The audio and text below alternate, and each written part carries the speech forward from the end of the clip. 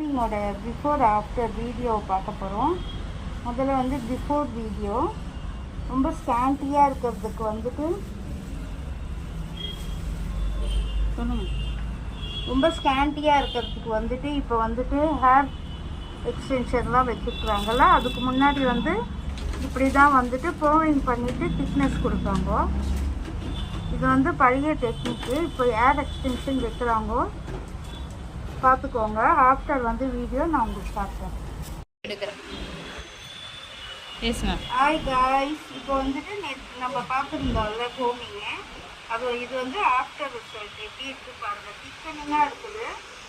இது வந்துட்டு ஹென்னா ஹேர்னால அது கொஞ்சம் கூட இதாக இருக்குது. ஹென்னா இல்லாமல் கோல்டன் ஹேராக இருந்தாலும் இன்னும் திக்காக பாடி மைட்டாக இருக்கும்.